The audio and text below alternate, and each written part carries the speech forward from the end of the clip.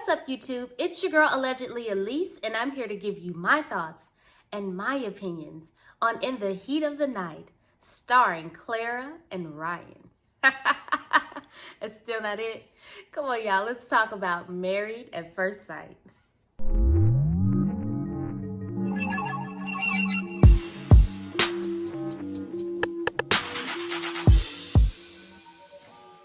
I want to give a quick shout out to my family and friends who have subscribed and supported this channel.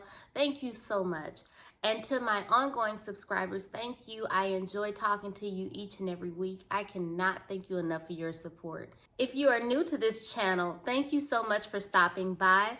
Please don't forget to hit the like button, subscribe, and share this video. Now let's get into it. We open with Virginia's sister coming to visit. She comes in all happy and fun and is immediately hit with the drama that we know as Erik and Virginia. Sis hasn't even sat down her purse yet, and they're instantly going in about their concerns about where they will live post-filming. Y'all worried about post-filming? I'm worried about 2 hours from now, the way y'all beefing. So Virginia's sister sends the kids out to walk Rocky with Erik, and then she looks back at Virginia and says, "My kid's gonna be okay with him?"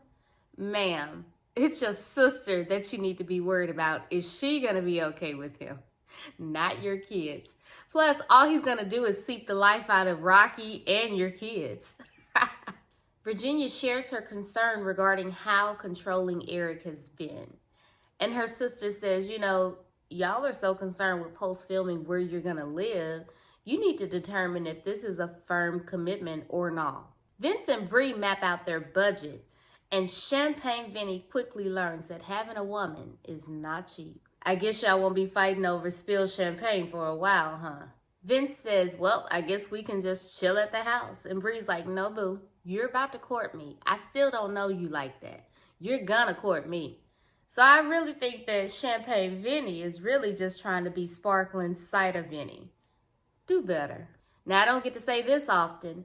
It's time for the artists, formerly known as the experts, to do some work. They're going to meet with each participant individually. We start with Pastor Cal meeting with Virginia, and she shares her concern about how stern Erik has been about his desire to have kids and have them immediately. Now, Bree has opened up to Erik about her concerns and fears about having kids immediately because, one, she has a fear of pregnancy, and two, she fears being a bad parent. Pastor Cal says that you need to sit down with Erik and ask him, what does marriage look like? And then you need to share your thoughts on what marriage looks like to you. And also how it makes you feel when he puts out those ultimatums. Which is a good point, because I think that Virginia takes too many timeouts rather than addressing how she feels immediately right then and there. And then by the time she returns, they're both sweeping it under the rug. Meanwhile, Dr. Pepper is meeting with Erik, and she says, Erik, tell me about these blow-ups that you've been having. And so they start off with the conversation about Rocky. And she says, why do you need to be that puppy's daddy that bad? Dude is pressed. Now she brings it all into perspective when she says, now what if this was an actual child from a previous relationship? Good one, Doc. Now, Erik says that it's only because he cares so much. No, sir, you care about having control so much. But he agrees that he'll step back. And Dr. Pepper says, just give it time. It takes time for you to get that type of equal footing in a relationship. The next issue he shares is Virginia's need to go out and party all the time. Reminds me of that Eddie Murphy song. My girl wants to party all the time, party all the time, party all the time. Virginia wants to party all the time, party all the time, party all the time. Now, Dr. Pepper gives what I think to be a common sense solution to the whole situation. And that's, why don't both of you sit down and map out when you both will stay at home with each other and when you both will go out and hang out with your friends. She also takes a moment to share her concern about Virginia's alcohol intake. Where you been? You the expert. We needed you. She says that a lot of their arguments have been after consuming too much alcohol. Now, while this may be correct, I think that Dr. Pepper is giving Erik some insight that he would use in a biased manner to win any future argument that he has with Virginia. She says that he should share his concerns with Virginia about her over drinking, but not in a cruel way. You have to be cautious in how you approach this. And this fool says, that's gonna be hard. Wait, but remember you sat down and said, I love her so much. Plus, I don't understand why you're sending Erik to say anything. You should be present as the expert to help guide the conversation, as he said. You know what? I'm sorry. That's called therapy. That's just too much like right, huh? We wouldn't want them to have a happy and thriving relationship. What show would we have after that? Next up is the Mac Daddy himself, Mr. Ryan. Got all the game. Ryan sits down with Dr. Pepper and he says that one of the high points of their relationship is that they're so magnetically drawn to each other. For the record, magnets can either attract or repel. Maybe you think you're attractive, but baby, you starting to repel Miss Clara. Oh my God, this man says with a straight face that he can't think of any issues or concerns regarding his relationship. Really? Let me phone a friend. Clara, you got any issues, girl? I got my entire life when Dr. Pepper was like, nah, boo-boo, you're not gonna play Mr. Perfect with me. That's not happening today. She said, you know y'all don't agree about spirituality. So since you seem to think that you're so good at talking, go talk to Clara about that. So then Dr. Pepper drops the big one on Ryan that wipes that silly smile off of his face. So y'all haven't consummated your marriage. How does that make Clara feel? And Mr. Perfect says, I don't know. I should probably ask her, huh? Bruh, you know. I said this last week. This is what we call elected ignorance. Dr. Pepper says, okay, Mr. Big Stuff, go run along and have these conversations with your wife before the elephant in the room goes beyond the size of your ego. Meanwhile, Clara is meeting with Pastor Cal. And let me say, sis, you're better than me because I show up in all black with a black veil. Pastor Cal, I'm dead inside. Now, Clara starts off the conversation as if the cameras hadn't been there, saying, oh, I got the best match ever. Yet you threw out the bat signal to the ladies the other night. The look on Pastor Cal's face is seriously priceless. It takes me back to my childhood. You know, when your parents used to ask you questions that they already knew the answer to, they just wanted to hear what your creative little lie was. So Clara finally starts to come clean. She says, I'm afraid that he'll never say that he loves me because he's never said it to anybody else. And Pastor Cal said, girl, you better express yourself. Express yourself. You gotta be you and only you, Clara. Pastor Cal asks if there's been any changes regarding the consummation of her marriage. And Clara's like, Pastor Cal, did you not get my invite to my pity party? You were invited. Clara says every time that she attempts to have this conversation with Ryan regarding the timing of their consummation, she feels that he kicks back the date a little further. You know, I'm starting to think that Ryan also read Steve Harvey's Act Like a Lady, Think Like a Man. Pastor Cal out here trying to check on his strong friends. He's like, Claire, girl, are you okay? But he seriously asked her, what if nothing ever changes? Will you be okay? And she's like, nah, that's not gonna work. Erik and Virginia meet back up and they discuss the concern regarding the alcohol. And even though it still came out bad, I guess for Erik that was good. But Virginia's like, I'm not gonna discuss this with you. And she completely changes the subject. She tells Erik about her concern with his ultimatum regarding having kids immediately.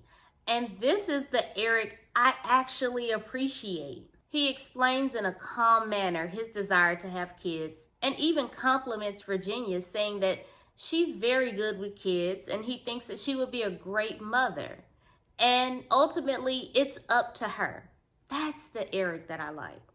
A few moments later. Erik's mouth kills all of that progress. They address Virginia's hangout schedule and it starts off really nice. Virginia says, you know what? I have no problem in planning dates and making sure that No one comes in the way of those particular dates. She says, as long as I know at least a week prior that you want to hang out, she's like, I won't make any plans. That's not a problem. But Erik tells her, when I snap my finger, you better be ready to cancel some plans for me. Did I not just say that Dr. Pepper should have been present to help guide the conversation? Clearly, they haven't been successful at DIYing it. Side note, Virginia looks really cute with her glasses. Virginia, keep that look, sis. Keep that look. Okay, now Ryan and Claire reconvene. They discuss Claire's religious desires, and Claire reminds the saint that she's not opposed to religion when it comes to her kids. She just doesn't want them to feel forced. But she says this is something we can discuss when we have kids. Now in Ryan's confessional, he's not okay with this, but he shares it with the camera, who is not his wife, so zero progress was made. Then he jumps to the physical intimacy, and Claire dances on that. She says, yeah, I'm frustrated, but I respect you, so I'm okay. The lies you tell. But then she makes a U-turn and says, yeah, so will this be happening anytime soon? And Ryan's like, maybe, maybe not. Well, I don't know. That's what you get, Claire. Moving on to Paige, Dr. Pepper starts the conversation off exactly how she should, with an apology. She says they didn't realize that Chris was nothing more than a dusty thirst bucket. She says on paper he was perfect, but in person that paper was nothing more than recycled trash. Paige, on behalf of myself and the other experts, we apologize for all of the future therapy sessions that you're going to need because of us. Paige says that this has really caused herself to ask, why me? And Dr. Pepper says, now I'm paraphrasing this somewhat, that beanbag egghead boy is the one that should be questioning himself, if anyone should be questioning themselves, asking why me. And I hope he ends up on Dr. Pimple Popper at some point in life. He deserves it. Okay, that last part wasn't Dr. Pepper saying that. That was totally me. I wish all my enemies end up on Dr. Pimple Popper. Oh, snap. Dr. Pepper finally asked the question that I wanted to know all season since it happened. Actually, since before it happened. Why did Chris want you and his ex to meet face to face? And y'all already know what I'm going to say. Because they're sister wives. Paige says your guess is as good as mine, but for sis to be so done, she sure is okay with accepting that car from him. Relax, Paige, calm down. In my opinion, I think he was just the finance guy. Dr. Pepper says keep your boundaries in check and never let our producers, Chris, drag you through the mud. I guess Paige's hearing aid wasn't working because she says she wants to meet with him on decision day and ask him why. Let me ask you first, why? Meanwhile, Pastor Cal is being stood up by Chris, and as he's wrapping up with production an hour later, Chris walks in carrying his ego like a clutch purse. Pastor Cal said, now I'm ignore your tardiness, but what's your issue? Like, you're the one who said that you and Paige were a perfect match on paper. Reverend Chris says we are on paper, but she's not the type of woman that I would approach in a bar or at church. Pastor Cal said, now what's the real reason? And Christina has all the nerve in the world to say her physical features, specifically her face. Bruh, have you seen your face? Have you seen you? Chris, have you seen your face? Look in the mirror first. Anyhow, Pastor Cal said, well, give me an example of something that she said or done that you didn't like. And Chris says, nothing. It's just the face. Well, clearly you were attracted to something, you little monkey. Now, Chris says that he's not being disrespectful, but sir, clearly you are. You keep showing up with the improper undergarments from the stomach up. Let's start there, from the stomach up. You enjoy a good wild business venture here and there, right, Chris? So, we have Victoria's Secret. Have you ever thought about Victor's Secret? Chris says, for the record, I'm not picky. It's just out of all the women that you could have picked, you picked one that I'm not attracted to. Maybe the other women wouldn't have been attracted to you. If this doesn't prove my thoughts and my little personal alleged opinion that the baby is a facade and the ex is in on it, I don't know what will change your mind at this point. Chris says that he has handled this matter to the best of his abilities. Well, I guess this is how you treated Subway, because we know that you jacked that up. Pastor Cal said, Chris, you're making some silly moves buying your ex a car. And Chris says, well, I told Paige she could have come with us. You sick. Chris says that he's not going to explain buying a Mercedes for Mercedes. Just stay tuned, because up next he's going to buy our house. Now, Pastor Cal wanted to say that's why your Subway closed now, but he kept it professional. He said, you know, your impulsive decisions are why you're so screwed up now.